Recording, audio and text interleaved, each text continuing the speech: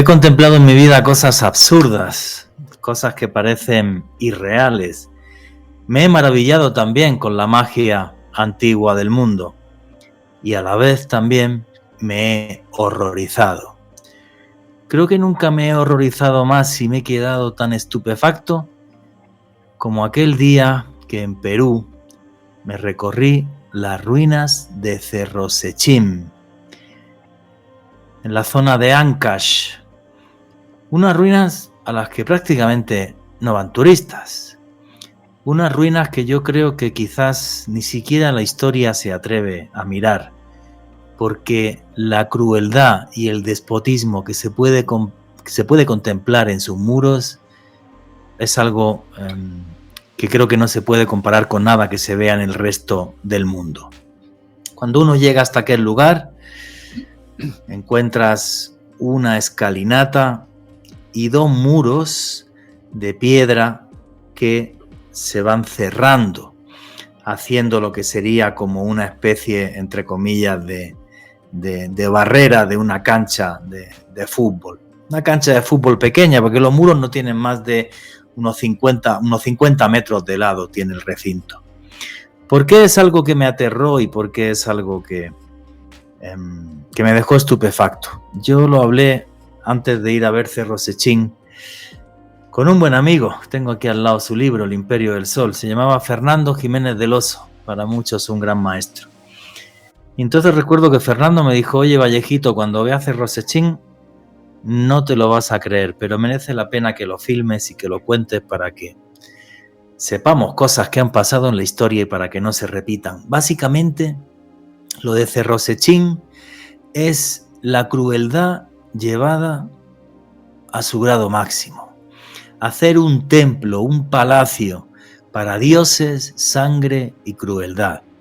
Conforme uno empieza a recorrer el muro de Cerro Sechín de izquierda a derecha, empieza a ver un personaje, no sé si es un sacerdote o un antiguo rey, y en los diferentes petroglifos se ve cómo va matando a gente de la forma más cruel que podáis imaginarnos. A unos les arranca los ojos, a otros los parte en dos, a otros los destripa, a otros los descuartiza, y por cada una de sus fechorías aparece en su cuerpo una cabeza trofeo más. Este personaje grotesco, este personaje abominable, va cogiendo más y más poder a la vez que van cayendo más y más personas y a la vez que se va hermanando con los dioses y con las estrellas. Qué dioses tan crueles que estaban realmente sedientos de sangre. Qué dioses tan crueles que para darnos su bondad necesitaban ni más ni menos que la sangre y el sufrimiento humano. Y no es algo que se vea solo en Perú. Realmente está muy bien documentada todo lo que fueron sacrificios humanos en la América precolombina. Luego os hablaremos de eso.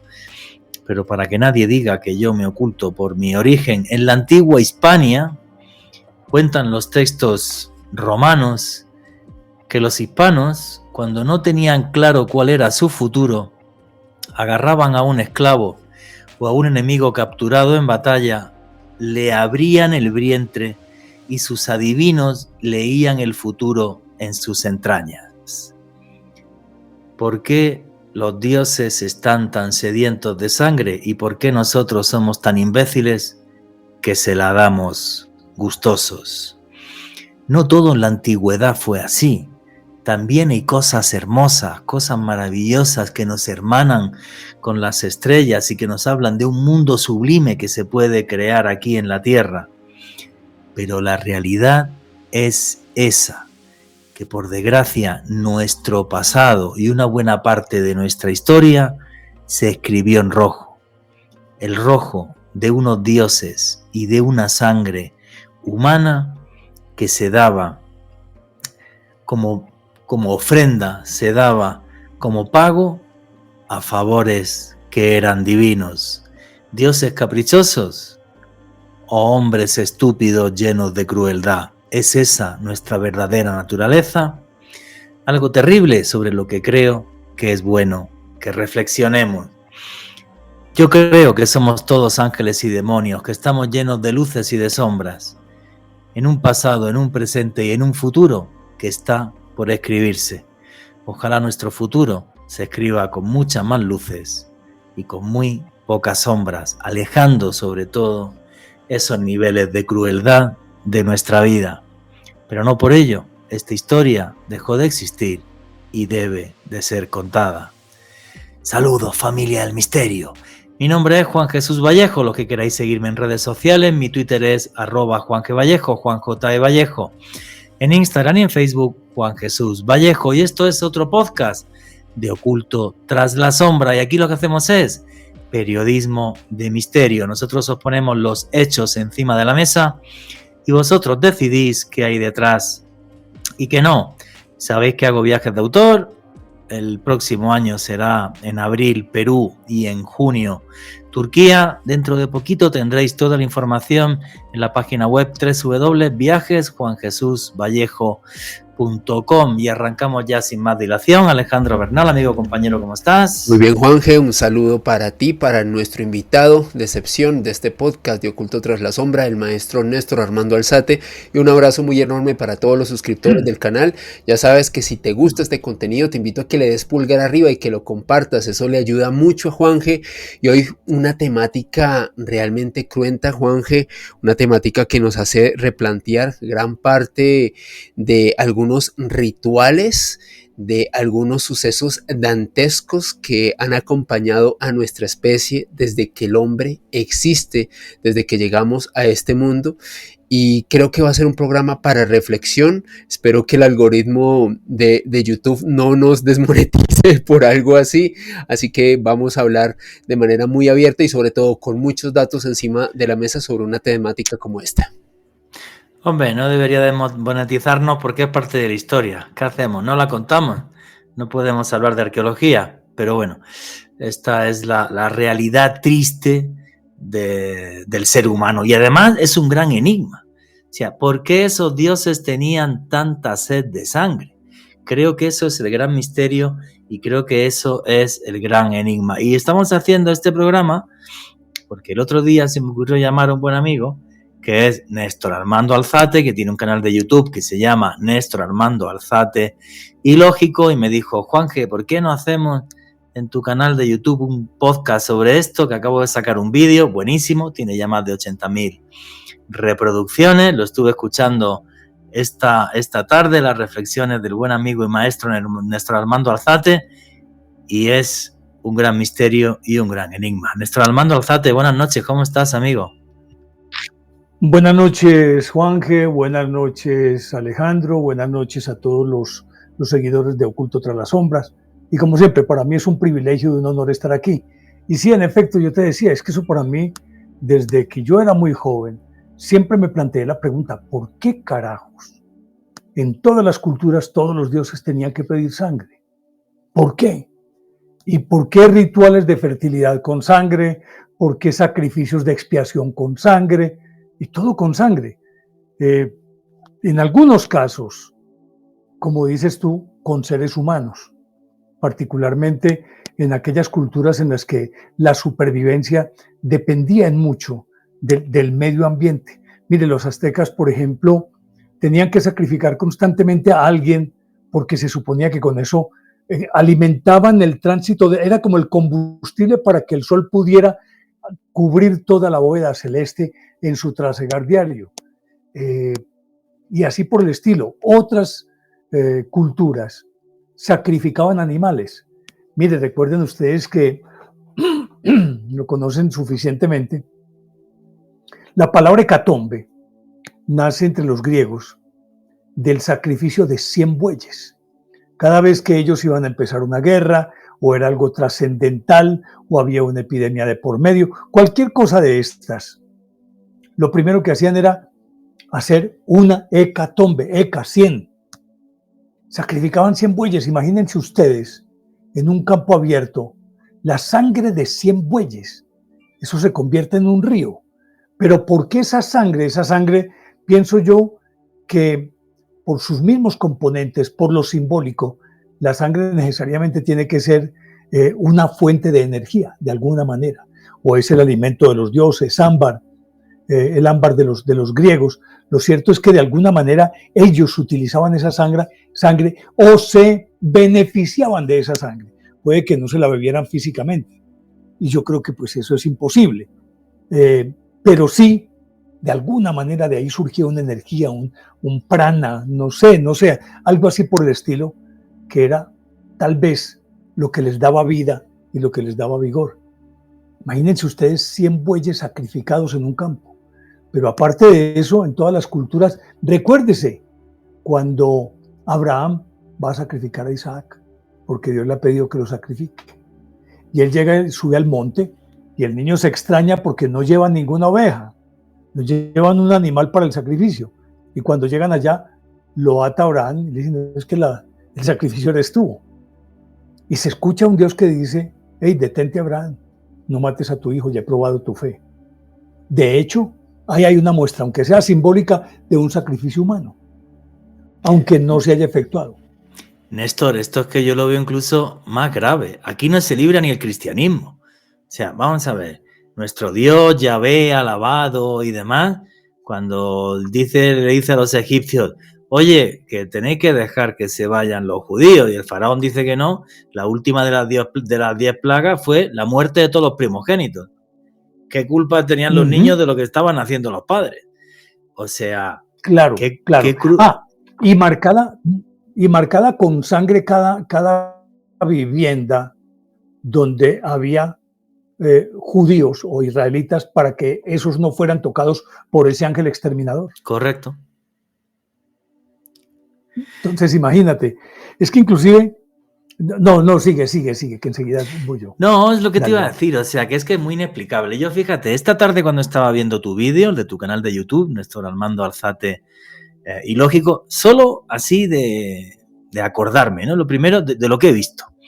Lo primero me acordé de Cerro Sechín, ¿vale? En Perú, sí. Porque es que, o sea, yo no he visto tanta casquería en mi vida en tan pocos metros cuadrados de petroglifos. O sea, es una crueldad brutal.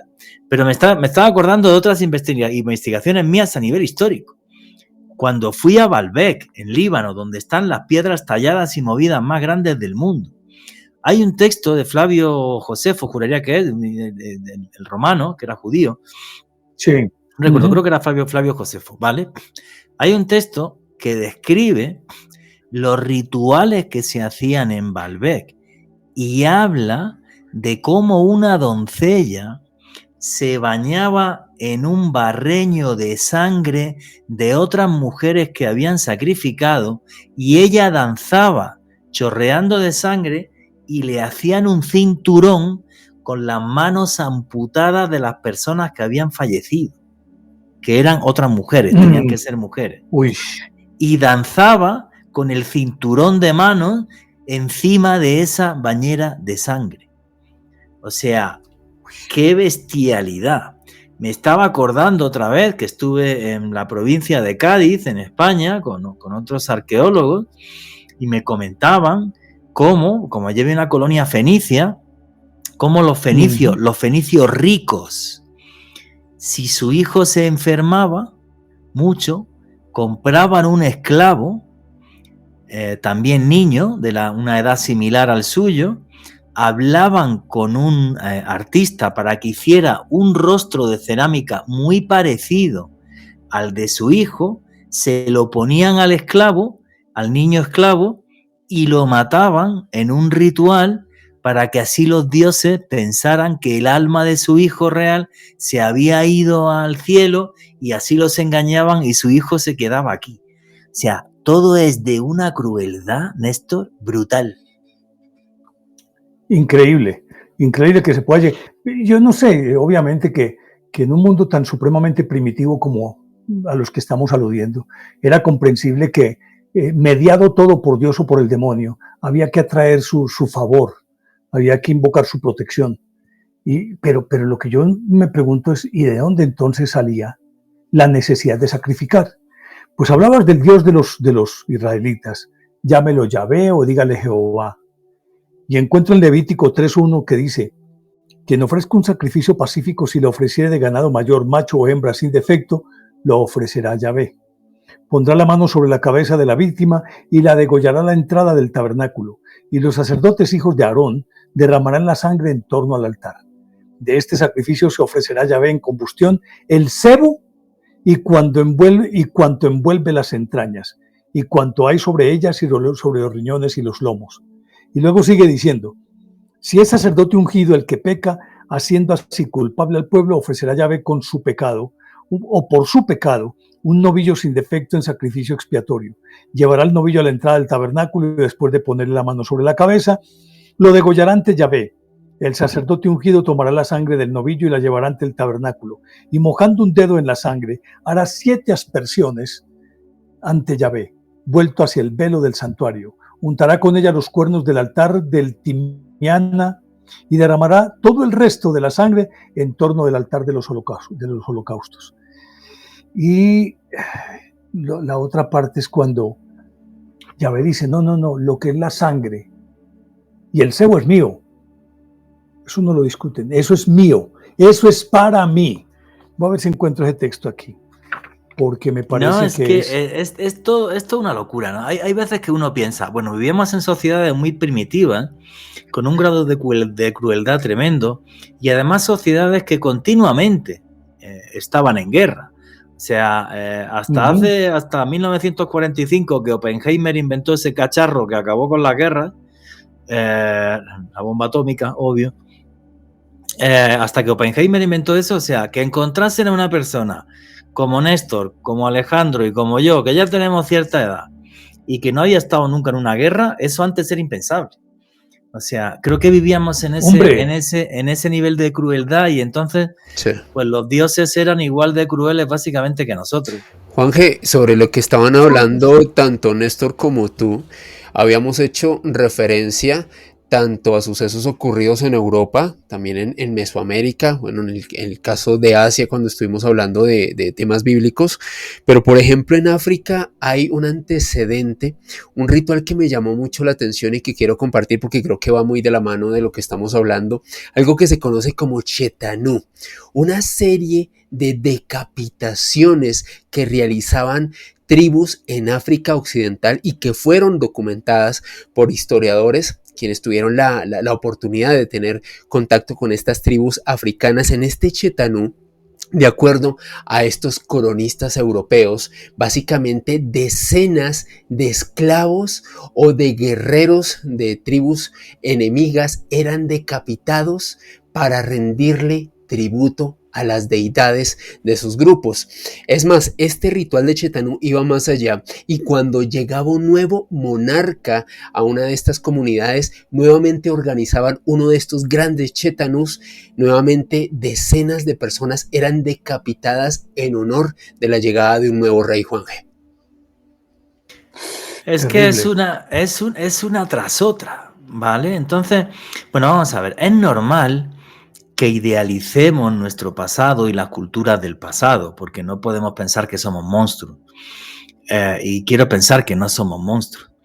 Pero es que esto es algo que salpica a todo, ¿no? Ya te digo, esta tarde cuando escuché el podcast de Néstor y yo pues, recordando y tomando aquí notas y tal, y dije, bueno, pues mira, ahora la fiesta de Halloween, qué bonito, las calabacitas ahí con una velita y todo esto, pero realmente en la fiesta celta que había en el otoño, en el Samhain, lo que se lucía era cabezas trofeo. O sea, se sacaban los cráneos de los antepasados para alumbrarlos y que estuvieran con nosotros, y luego los enemigos que habían caído en batalla, que eran nuestros esclavos en el más allá. Y esas ofrendas se hacían al dios Taranis, al dios del rayo, básicamente Thor, lo mismo, pero en el mundo celta, no en el mundo vikingo, que el mundo vikingo también es mundo celta, pero bueno.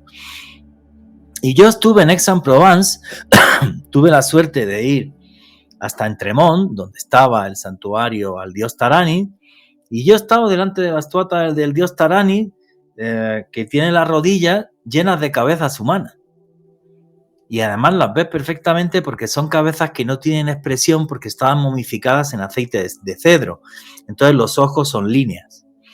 Y es una cosa, no lo sé, es una cosa que yo creo que, porque aquí podríamos empezar a dar datos y vamos a dar datos de todo esto y tal, y realmente están muy bien documentados, además de los de la América precolombina, porque son relativamente recientes en el tiempo. Pero es como para hacer una reflexión, ¿no? O sea, ¿por qué es esto? Como estaba diciendo Néstor. Porque realmente vivíamos en un mundo muy, muy cruel y era tan, tan cruel que no le dábamos importancia a esto, porque, hombre, en general, estos sacrificios siempre se hacían con esclavos o con enemigos. Entonces, bueno, pues era como una forma de regodearse, de decir, mira, lo trinqué en la batalla y encima aquí traca. Otras veces era con esclavos. Entonces, ¿somos realmente así de crueles? O sea, ¿vivíamos en un mundo tan cruel que éramos así o no? ¿O es que al hermanarnos con estos dioses oscuros hacíamos estas barbaridades y realmente existen los demonios y existe un mal tan absoluto que muchas veces sucumbimos ante él? Néstor, amigo. Sí, quería así extrapolar lo que estás diciendo, porque aquí encontré ese texto del que te estaba hablando, que dice en Levítico 3:17, dice, no comáis nunca la grasa ni la sangre, la grasa y la sangre son para Yahvé. Este es un decreto perpetuo de generación en generación, donde quiera que habitéis, no comeréis ni grasa ni sangre. Todo el que coma cualquier clase de sangre será exterminado de su pueblo. Entonces, cuando hablamos de esto y lo que estás diciendo de todos estos rituales, y empiezas a preguntar, y todo esto, justamente ¿por qué? Decíamos que esos pueblos primitivos, probablemente en ellos, tal vez, y tomando lo que estás diciendo, para ellos todavía no tenían elaborado muy bien una concepción de la muerte y del más allá. Había fuerzas que incidían en sus vidas, para bien o para mal. Los llamaban dioses, dioses buenos, dioses malos, Huitzilopochtli entre los aztecas, Tlaloc, la diosa Kali, todos sedientos de sangre, todos sedientos, Baal y así por el estilo, todos sedientos de sangre. Con una particularidad, tú estás hablando de aquellos que piden sangre humana y otros que piden sacrificios animales. Al final de cuentas, sangre es sangre, independientemente de cuál sea su procedencia, ni la fuente de donde sale. Y yo creo que cuando hablabas de los sacrificados eran esclavos o enemigos, también acuérdate que había casos muy especiales en los que se exigía particularmente el sacrificio ya fuera del hijo del rey o de alguien muy encumbrado. Y regularmente jóvenes, mujeres núbiles, es decir, púberes todavía, y muchachos efebos, es decir, que se suponía que la inocencia era un factor de garantía para que el sacrificio fuera bien recibido. ¿Hasta qué punto también lo que está incluyendo aquí es como esa atracción sexual? De alguna manera también tiene que haber algo de esto, es lo que yo intento entender. Pero aquellos, cuando se les exigía el sacrificio, y por eso inclusive en las batallas morían sin ningún problema, y por eso un vikingo decía, ojalá me muera, pero en batalla para ir al Valhalla, era porque no tenían esa noción judeocristiana del premio y el castigo, del infierno, pues del ardiendo. Entonces no le temían a la muerte, porque no habían todavía concebido todo ese entramado filosófico de que hay más allá o que no hay más allá, si realmente trascendemos o no trascendemos, sino simplemente se murió. Probablemente esto también indicaba, o esto también incidía, como para que estos sacrificios se dieran. Al final de cuentas, ¿cuántas de estas víctimas asumían que era un honor, un privilegio y un orgullo que fueran escogidos como parte del sacrificio? Entonces, mira, como esa cosa tan extraña, el ser humano que se inclina ante deidades que son crueles, pero deidades crueles que se solazan con eso. Y entonces, ¿hasta qué punto realmente puede uno considerar que son dioses? Acuérdate cuando Teseo viajó a Creta, que se ofreció de voluntario para ir a vencer al Minotauro. Lo hizo porque el Minotauro, Poseidón, padre del Minotauro, exigía que anualmente Atenas le diera una cuota de sacrificio de mujeres y hombres jóvenes. Y estaban acabando con lo más granado de la sociedad ateniense. Y Teseo va y logra vencer a este individuo y volver con el hilo de Ariadna, toda esa carreta que ya la sabemos. Y entonces uno dice, ¿por qué estos sacrificios allá también? ¿Realmente sangre y carne para engullir? Pero aquí vuelvo con mi cuento porque estaba leyéndome a Freixedo, que Freixedo para mí es una cosa impresionante. Y él lo asocia particularmente con que estos sacrificios, ni más ni menos, aquellos sacrificios de la antigüedad, tienen que ver con las mutilaciones de las que hoy son objetos, muchísimos animales lo han sido por parte de extraterrestres. Mira que la sangre siempre desaparece, queda, las heridas todas son cauterizadas. ¿Qué tanto es eso? Que en vez de ser dioses, son seres malvados que fungen de dioses y han hecho todo esto a la humanidad. Esa hipótesis me parece súper interesante y ahora me gustaría también la opinión de Alejandro Bernal. Y también te la escuché en tu vídeo, en tu canal de YouTube, en Néstor Armando Alzate y Lógico. Salvatore Freixedo era un genio. Sí. Teólogo, sacerdote, yo tuve la suerte de conocerlo, estuve un par de veces con él y él le veía una cara oscura al fenómeno ovni.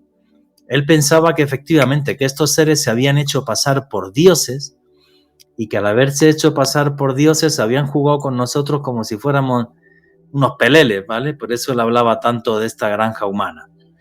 Si es cierto, y yo pude, por ejemplo, investigar un caso y estar con un testigo que es Juan Óscar Pérez, en Argentina, que cuando tiene 12 años de edad, él ve una nave y sube incluso a ella y describe perfectamente cómo ve un ser pequeñito con una tijera, su mano derecha era como una tijera, picando carne y huesos grandes como si fuera de ganado. Entonces, esto es un gran enigma que me parece genial lo que hiciste en tu vídeo, en tu canal de YouTube, de ponerlo encima de la mesa, porque si nos vamos solamente a lo humano, dice Dios santo, ¿cómo podemos ser tan cafres y tan malos? Y aquí hay un par de opciones para intentar justificar esto. Que realmente el mal absoluto existe y los demonios existen y son capaces esas fuerzas de oscuras de hacer que lleguemos a cometer actos de tal crueldad como los que se pueden ver en la pared de Cerro Sechín, o que en vez de demonios todo se confundió y son esos seres extraterrestres que a los que vemos que bueno, que están picando ganado. Y además, esa observación es brillante. O sea, cuando aparecen las famosas mutilaciones de ganado, que en Argentina ha habido muchísimas, están súper documentadas. Yo estaba hablando con Andrea Pérez Simondini, que tiene documentadas, pero cientos, de este tipo de mutilaciones de ganado. ¿Será que intentamos replicar o hacer lo que vimos en antiguos dioses y entendíamos que necesitaban sangre para que a nosotros no nos agredieran o hicieran cosas así? Pues estamos abriendo un melón que me parece cuando menos curioso. Alejandro Bernal, ¿qué opinas, amigo? Pues Juanje, yo creo que basado en lo que dijo Néstor y a donde tú también estás derivando esta disertación, yo lo relaciono con algo que decía Luis Elizondo hace algunos meses respecto al fenómeno ovni, que aunque parezca algo antagonista, creo que tiene mucho que ver con esto que estamos hablando. Y Luis Elizondo comentaba en medios que va siendo hora de que nos habituemos a que no hacemos parte del escalón más evolucionado de la cadena alimenticia. Mi pregunta al respecto, más bien reflexión al respecto es, ¿y si algunos de estos dioses o de estos seres que han tenido interacción con nosotros desde hace milenios, en realidad han solicitado este tipo de rituales para brindar algún beneficio a esos pueblos de la antigüedad. Quizás instauraron esas prácticas como una forma de rendirles tributo y demás. Y sobre eso, y ya que también estábamos hablando sobre los aztecas, Juanje, me acuerdo de algo que también comentaba Néstor en su video, la imagen de Xipactli, esa serpiente de la cual se gestó el mundo de acuerdo a la creación de los aztecas, y que el origen, Juanje, Néstor y espectadores, ya de por sí es bastante violento. De acuerdo a la mitología azteca, Quetzalcóatl llega y sacrifica a Xipactli, la divide, la parte en varios pedazos, y esos pedazos son los que terminan constituyendo la Tierra, el planeta en el cual habitamos. Imagínense una cultura que tiene como mito fundacional ya un sacrificio de estas características y que desde luego llevó este tipo de rituales con seres humanos, Juanje, a otro nivel. Algunos historiadores denominan que los aztecas sacrificaban hasta 50,000 personas al año, más de 18 rituales relacionados con sacrificios humanos y antropofagia están documentados por parte de los aztecas. Pero mira, perdóname Juan también, porque quiero acotar ahí frente a esto, que después de que ocurrió esto con Xipactli, se asume que fue sacrificada la serpiente y por lo tanto, para poder resarcir el daño hecho, era que tenían que dar su sangre los pueblos. Pero inmediatamente también lo asocio con el asesinato de Osiris, que lo parten en pedacitos, e Isis, su esposa, va y recoge los pedazos por todas partes y vuelve y los junta. Y es como el paso de la vida terrena a la extraterrena, lo mismo que Xipactli. Es decir, esos rituales todos son tan similares y tan comunes que uno dice, esto tiene que tener un origen común. ¿Pero de qué se trata? No, esto es una locura. O sea, esto es una locura. Yo creo ya que, por ejemplo, casos como el azteca muy particular, ¿no? Muy particular en el sentido de que la crueldad era brutal, ¿no? Y por cierto, amo México y me encanta México, que tengo que decirlo, pero simplemente hay que comentar que la crueldad azteca, bueno, pues era realmente brutal. No sé si habéis escuchado, por ejemplo, hablar, uno de los 18, ellos hacían sacrificios humanos 18 veces al año. Las cifras bailan entre que podían sacrificar incluso a 50,000 personas al año y gente que dice que entre 300 y 1,000. No se sabe, pero era una barbaridad. Una de las más heavy, desde mi punto de vista, era el culto a Xipetotec, que era el dios desollado. El culto a Xipetotec, que se hacía el segundo mes del año para traer las lluvias y demás, lo que se cogía era a varios hombres que bien fueran esclavos o bien fueran enemigos que se habían capturado en batalla, y entonces pues después de arrancarles el corazón, lo que se hacía era despellejarlos.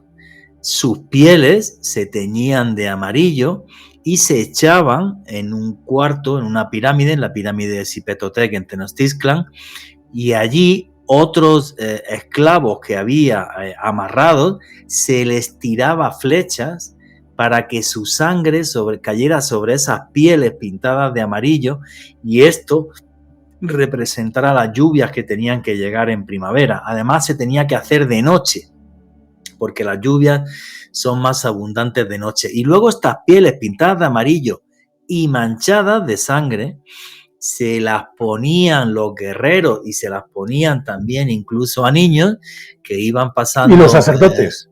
Sí, y los sacerdotes, y estos iban pasando por las casas y se les daba pulque y se les ponían collares con mazorcas de maíz y tal, en una fiesta de sangre como yo creo que hay muy pocas descritas en la historia. Y a nombre de la fertilidad. Es decir, sí, el agua, la lluvia, la primavera. Sí, claro, es más cruel todavía.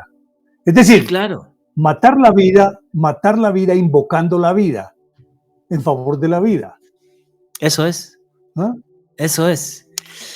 Y en esto es solamente crueldad humana y hubo algún antiguo emperador azteca que era un psicópata y creó todo este tipo de cosas, o no. O tal como indica mi amigo Néstor, aquí y Salvador Freixedo, estábamos imitando a unos dioses que son tremendamente crueles. Y lo que estaba diciendo Alejandro Bernal de esa declaración, me acordé ahora cuando la dijiste, que es brutal. Sí. Deberíamos de empezar a pensar que no somos los primeros aquí, no somos el mayor depredador que hay.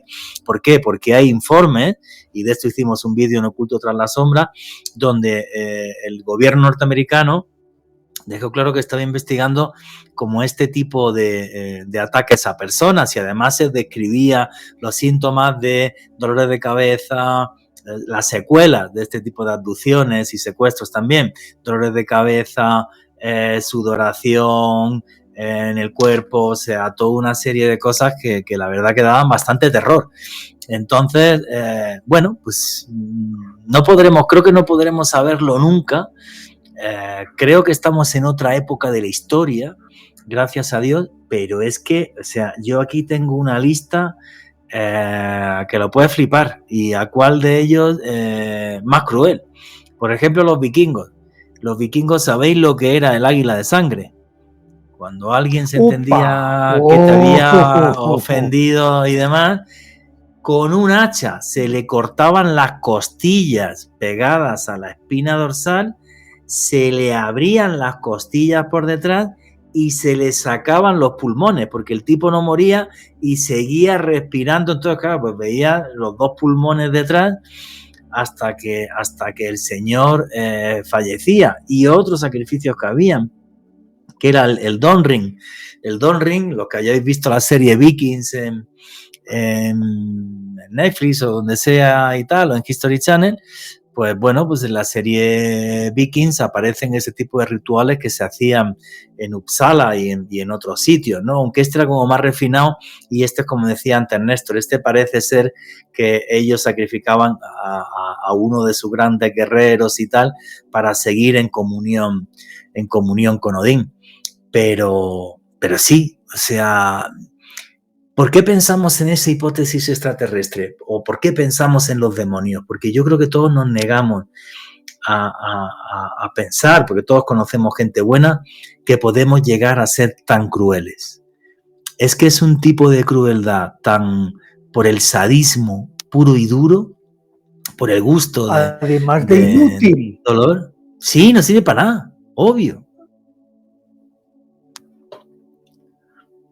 Pensaba que ibas a hablar, Néstor. Sí. No, simplemente no. Esto, o sea, simplemente que decía que además de todo, inútil. Sí, claro, lo que hace esto es mermar poblaciones y, con perdón, pero si eres un tipo cruel, un esclavo trabajando te da más rédito que un esclavo que sacrifica. Es que, claro, o sea, es como una cosa que no tiene ni pie ni cabeza. Y es más, uno de los grandes problemas de este tipo de civilizaciones es que puede llegar a colapsar precisamente por eso, por el exceso de crueldad, que es lo que le pasó en cierta medida a los espartanos. Esparta colapsa, un niño le veía cualquier defectillo desde lo alto del monte Taygeto, ¡hala!, tirado. Luego con una educación y un ejército que muchos de ellos fallecían también, y eso hizo que la misma sociedad llegara a colapsar. O sea, lo pusieron tan complicado para ellos mismos. Dime, Néstor. No, que es que eso que estás diciendo inmediatamente me remite a la isla de Pascua, una de las hipótesis o una de las teorías según la cual desapareció la población de Pascua fue justamente por eso. Al deforestar y talar todos los árboles, ellos necesitaban invocar el favor de los dioses, y cada vez esos dioses eran más frenéticos, o la gente era más frenética pidiendo el favor de los dioses y sacrificaban más gente. Y que esa misma teoría podría en principio aplicarse a aquella extraña desaparición de los mayas, que algo de esto también pudo haber sido posible entre los mayas. Es decir, que es casi que como un denominador común, por una necesidad específica y perentoria. Sí, es muy complejo. El tema de la isla de Pascua, que he tenido la suerte de estar allá y tal, efectivamente, o sea, una isla tan pequeña tiene como casi 1100 moais. Es una cantidad de trabajo hacer esto con una población que no era muy grande, que eso provocó un desgaste enorme. Y luego además que había dos etnias completamente distintas. Los famosos orejas cortas y orejas largas, que es una mala traducción. Se dice Anua Epe y Anua Momoko, o sea, raza ancha y raza delgada. Y parece ser que los de la raza ancha, que eran maoríes, que son los que quedaron cuando llegan allí los españoles, parece que los maoríes se zamparon a los otros porque ya estaban hartos de los moais y de todo lo demás. Parece que se los comieron, pero con una tranquilidad total. Entonces, el tema de los mayas, en cambio, yo fíjate, lo veo incluso más enigmático. Los mayas también hacían sacrificios rituales. De eso no cabe ningún tipo de duda, no como los aztecas. El caso de los aztecas es algo muy especial. Los mayas no hacían tal cantidad de sacrificios rituales. Pero esta gente, o sea, a mí lo que me decía un buen arqueólogo, un día lo toca entrevistar a Miguel Rivera Dorado, me decía, Juanje, 120.000 personas en Tikal desaparecen de hoy para mañana, se paran a hacer pipí en la selva y dejan rastro arqueológico, y no hay. Que es que esa es muy heavy. ¿Por qué? Pero por favor. 120 personas. Sí. Algo parecido como casi que como Anji Kuni. Es que lo que como pasa la aldea de Anji Kuni en Alaska. Fíjate lo de Anji Kuni, el poblado ese, ¿no? Que desapareció también, ¿verdad? Sí. No conozco si ¿la puedes contar, sí, Néstor? Así. Sí, rápidamente en 1925 un tipo de apellido Label, que era un vendedor, era un cazador y llevaba pieles y se los vendía a los inuit. Y llegó a la aldea con la que negociaba desde hacía mucho tiempo y la encontró absolutamente sola, los perros amarrados, las canoas pegadas todavía de sus atraques, comida sobre las mesas, aún fogones humeantes, y nadie. Las escopetas detrás de las entradas de las tiendas. ¿Te imaginas un esquimal salir sin una escopeta? Los trineos ahí. Y desaparecieron en 1925. Así, grosso modo, desapareció en el aire, se esfumaron. Hasta los muertos desaparecieron. No había cadáveres en el cementerio, se los llevaron. Los perros, cuando él llegó, varios de esos perros ya estaban muertos. Es decir, cuando digo que había comida humeante, no me refiero a que estuviera caliente, sino que estaba servida y todavía se podía percibir el rescoldo de los fogones, que es esa ceniza engañosa que por debajo está el tizón, y todavía había algo de eso, que en eso pues es la diferencia entre la vida y la muerte. Eso fue en 1925. En Anji Kuni, a las orillas del lago Anji Kuni, esa aldea, desapareció. Así se volatilizó. Lo mismo que estás diciendo de Tikal, que tengo también la fortuna de conocer a Tikal. Y que se levanten a orinar y desaparecen. Así porque sí. No.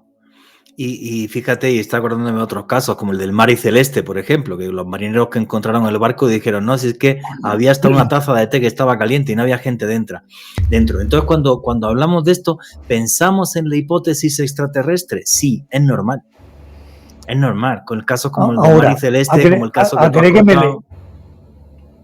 agrégueme el batallón Norfolk, entre otras cosas.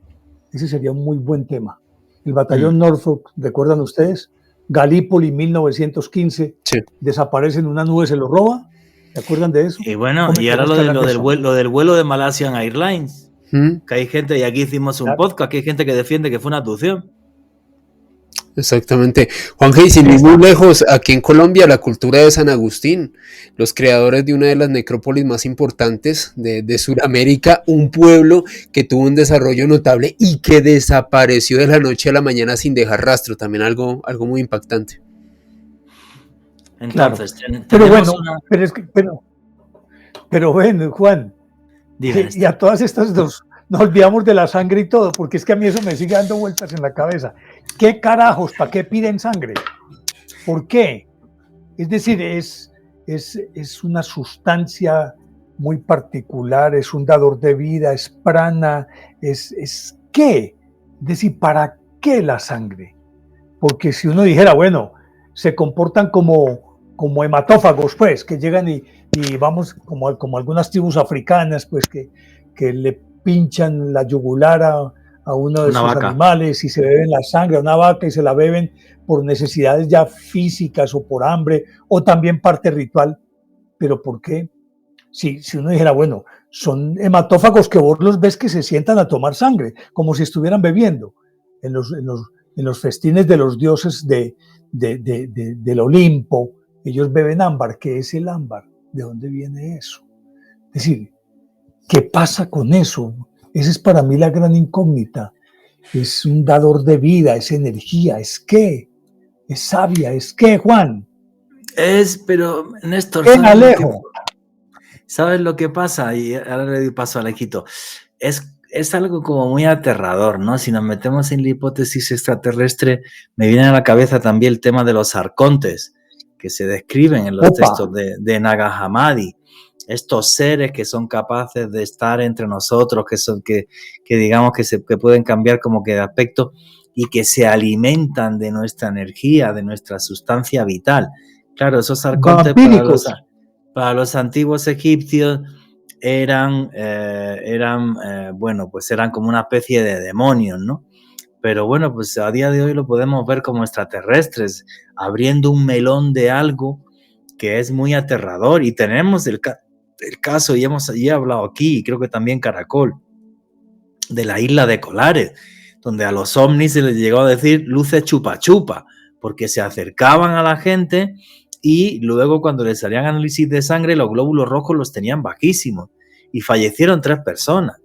Y ahí están los informes de la médico, de Huelín de Cedade. Y esa historia es real, año 78 y año 79, en la isla de Colares, en Brasil. Como si este tipo de seres realmente se alimentara de nosotros. Es terrorífico, pero es cierto. Y luego, aparte, los casos que yo investigué en la Amazonía colombiana, que fueron varios, en concreto uno en el lago Tarapoto, de hace ya como una década. Entonces, esto da un miedo tremendo. Alejandro Bernal, que no te deja hablar. No, pues Juanje, siempre que se hace referencia a esta temática que estamos tratando hoy, yo pienso es en los arcontes, o sea, cómo este tipo de seres se alimentaban de ese tipo de emociones humanas y mi pregunta a modo también de reflexión para ustedes y para los espectadores y que nos lo dejen ahí en los comentarios. Y si estos seres, estas deidades, estos creadores a los cuales le rendían tributo una gran cantidad de pueblos en todo el mundo desde hace miles de años, en realidad eran capaces de transmutar la sangre, ese líquido vital, transmutarla y convertirlo en algo más allá de un alimento para ellos. ¿Por qué era tan necesaria esa sangre? ¿Será que esa sangre se convertía en otra cosa? Fíjense los usos ritualísticos que hemos hablado. Nos hablaba Néstor que incluso para fertilizar, para las cosechas, como les comentaba de África, para celebrar la entronización de un nuevo rey. Incluso los toltecas decían que se podían hacer este tipo de rituales para salvar al universo de su destrucción. O sea, fíjense esa connotación incluso tan importante que le daba, por ejemplo, un pueblo como los toltecas. Entonces, para mí, esa puede ser parte de la clave, Juanje, como si este tipo de seres, entidades o dioses, como lo queramos llamar, eran capaces de transmutar esto y convertirlo en algo más. Sí, es como un rey déspota que pide sacrificios para su beneficio de vez en cuando y tal, pero a lo bestia, a lo largo de la historia, durante miles de años, de una forma absurda, y los hombres obedeciéndolo, ¿vale? Que esto me parece muy, muy heavy. Ya digo, yo creo que este es el podcast que vamos a hacer en Oculto tras la sombra, que más que intentar solucionar ningún misterio, le ha echado más misterio al misterio. Porque es que no hay forma de entenderlo. Porque es que no hay respuestas. No hay respuestas. O había reyes que eran psicópatas y esos psicópatas crearon sociedades que eran también psicopáticas, o realmente aquí de lo que estamos hablando de otra cosa.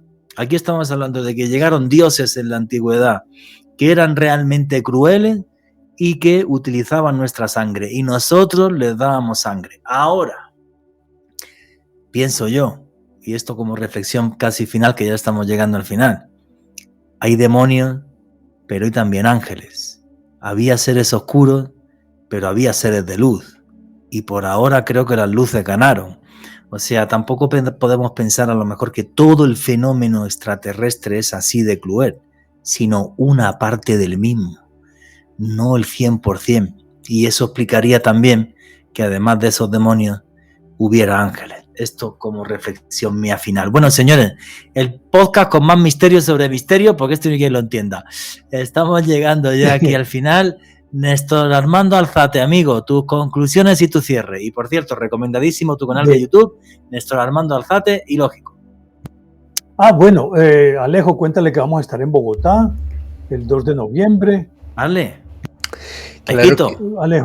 Claro que sí. Bueno, para invitar aquí a los suscriptores de Oculto Tras la Sombra, vamos a estar Néstor Armando Alzate y este servidor el jueves 2 de noviembre aquí en Bogotá en directo. Vamos a estar realizando una actividad, vamos a realizar una tertulia de misterio con el maestro Néstor Armando Alzate, donde vamos a hablar sobre aspectos tan interesantes como el Día de los Muertos, el significado del Día de Halloween para diversas culturas. Realmente va a ser una fecha que no te puedes perder si amas el misterio. Tener la oportunidad de ver a Néstor aquí en Bogotá en directo. Vamos a estar compartiendo con todos ustedes. Jueves 2 de noviembre, y toda la información la van a encontrar tanto en las redes del maestro Néstor Armando Alzate como en las mías y en los canales de ambos, para que estén muy pendientes de esta actividad que se va a realizar próximamente en Bogotá. Y yo iré, pero no a hablar, sino a tomar cerveza mientras os veo charlando. Que ya estoy harto de trabajar. Yo sí, el calvo borracho del fondo de Casa Magola soy yo. No lo dudéis. Que terminará hablando. Yo finalmente quiero concluir con esto, y gracias por invitarme a Oculto Tras la Sombra, Juan y Alejo. Yo no sé, cada vez me afianzo más en la idea de que el fenómeno ovni se resume en algo muy elemental. Es la eterna lucha del bien con el mal. Buenos y malos siguen luchando por esto, y nosotros somos parte de ese botín. Es lo que pienso. Yo pienso que más allá de si son grises, si son reptilianos, si son pleyadianos, altos de ojos azules, es una eterna lucha entre entidades buenas y entidades malas. Y nosotros estamos en la mitad. Es lo que creo yo. Ahora, ¿se manifiestan como quieran? Sí, tiene esa posibilidad. Y es ahí donde nos confunden a todos. Pero al final de cuentas, sigo pensando que es buenos y malos. No sé qué piensen ustedes. Y gracias por la invitación. Muchísimas gracias, amigo. Alejandro Bernal, tu conclusión y tu cierre. Juanje, el podcast más enigmático que hemos hecho en el canal, sin lugar a dudas, y va a ser muy interesante leer sus comentarios, tanto del chat en directo como también las personas que nos comparten su punto de vista. Creo que los tres hemos puesto algunos elementos muy interesantes sobre la mesa para que entre todos reflexionemos, no necesariamente llegar a una verdad, porque es muy difícil llegar a una verdad detrás de todo esto, pero sí al menos establecer puntos de vista bastante interesantes. Y a mí me pueden seguir en redes sociales, en Twitter, Instagram y TikTok en @alebernalpress. Pues yo decir que me divierto mucho haciendo podcast con mi buen amigo Néstor Armando Alzate, por supuesto con Alejandro. Con ustedes. Y es que es muy difícil. Una conclusión de esto es muy difícil, porque realmente cuando repasamos la historia vemos una crueldad tremenda. Un día deberíamos de hacer un programa de la bondad a lo largo de la historia y de cómo ha habido personas que han sido capaces incluso de sacrificarse para salvar a otros. O sea, no todo es oscuridad. Ahora, esto que estamos contando de la sangre y los dioses es parte, como decía mi buen amigo Néstor, de todo un entramado histórico y universal, donde hay ángeles y demonios, donde hay seres oscuros y hay seres de luz, donde hay seres que vienen de otros planetas que son realmente crueles y nos toman como ratas de laboratorio, y otros que quieren dar luz en el universo. Somos parte de una obra de teatro que no comprendemos porque solo tenemos una parte del guión. Yo creo que la respuesta, si existe, está por ahí. Y nunca olviden que vivimos en un mundo mágico porque está repleto de misterio.